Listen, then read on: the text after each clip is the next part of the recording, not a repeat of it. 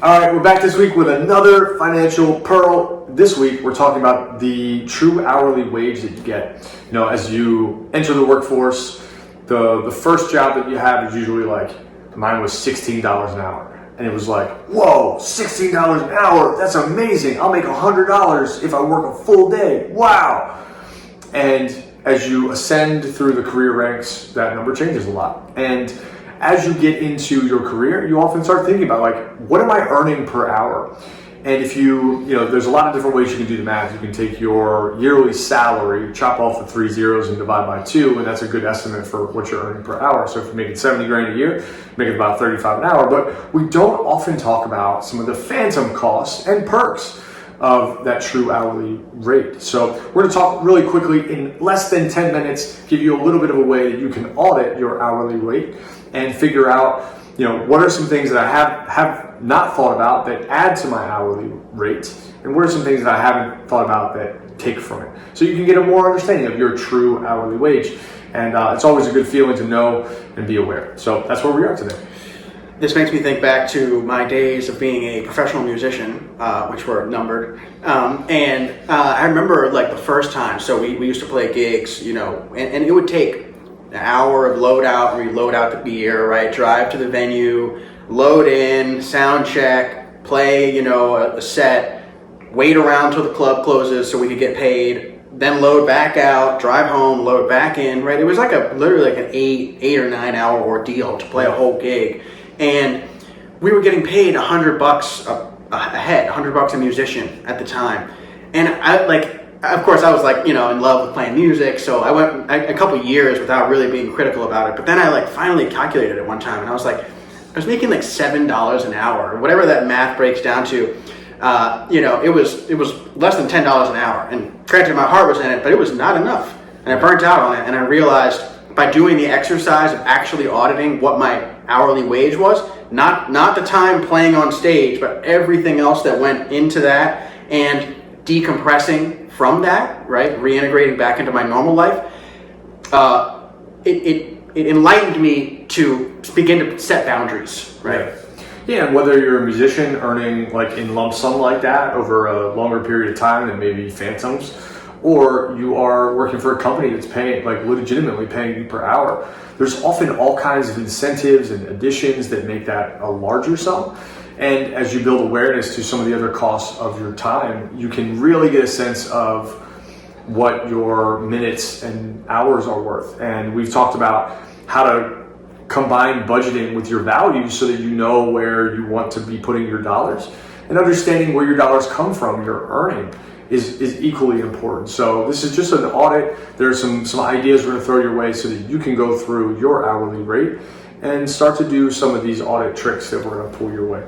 So let's think about transportation. That's a big one. How much time are you spending commuting? Yep. And how much money are you spending commuting? Yep. Gas, transportation, wear and tear, subway, whatever it is, right? How much time, how much money are you spending commuting? I think this last year, right, carrying it in now with the pandemic, and so many people shifting into remote work, has opened up a lot of, turned on a lot of light bulbs to say, oh my goodness, like I'm saving an extra 5 hours a week from not driving into work. Now there's challenges of working from home, but that's why you have to do the audit, right? Because if you don't think about it, it's like you're going through this with a blindfold on, right?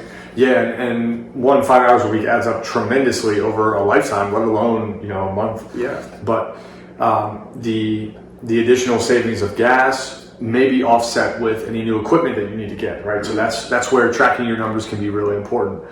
I think another one to look at on the positive side is, what are some incentives that work gives you? A lot of offices will provide lunch, or there's like a cafeteria with free food, or there's, once a week they do happy hours. Those things are great to throw in as well, and they can totally increase it, let alone some of the financial benefits like 401k investing or HSAs or off time, paid sick leave. Like as an entrepreneur, there's no such thing as paid sick leave. You just leave. Yeah, that's another thing to be honest with yourself with, is like how much time are you actually thinking about work, i.e. working, when you're not at work, right?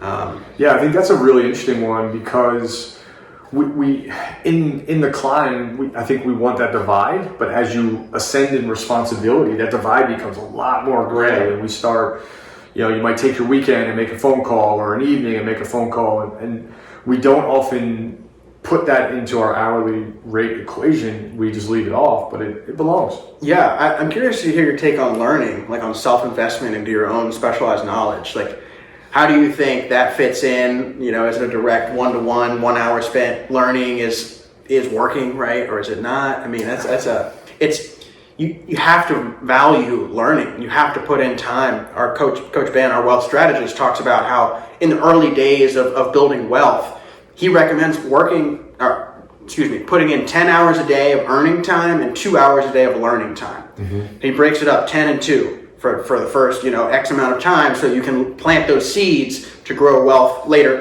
in life, mm-hmm. right? But I love that, being really intentional about learning and earning.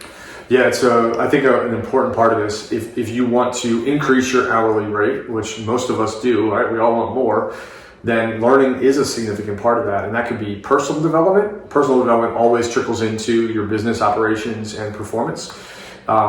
The other part is that professional development, right? More traditional, like leadership training, etc., has a tremendous amount of impact in your career.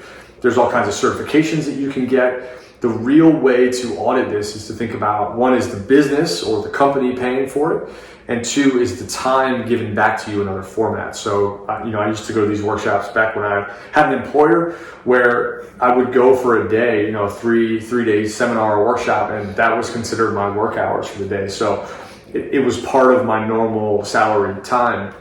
But there were others that I went to on my own that were on the weekend that definitely needed to belong into that hourly rate discussion and audit. Yeah, and again, if there's an alarm bell going off that's saying like, oh my goodness, when I do this exercise, I'm going to realize that my hourly rate is actually a lot lower than I thought it was. Maybe it is, maybe it's not.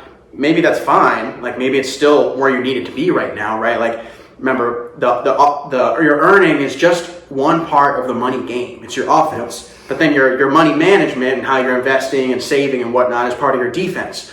But taking this lens of the head coach, of being intentional and planning, whether it's with your money or your time, or both, right, is such a critical step to understand how all the pieces fit together, right? So don't get too focused on if the number is a lot lower than what you thought it was, or if it's higher than what you thought it was.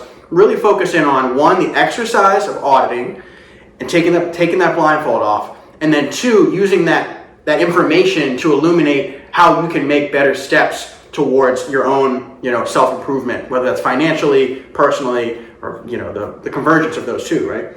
Yeah, and in a lot of ways, if you want to increase your hourly rate, you got to know what it is, and you need to know what goes into those things. So this exercise about auditing will help you get a baseline for how you entertain future conversations, how you think about moving forward in responsibility and therefore earning, or how you imagine your future and set a goal and a target. And if if you're at 10 and you do the audit and it drops you to 9 and you want to get to 18, well, now you can build a strategy because you know where you are and where you want to go. And that's the two functions of any GPS.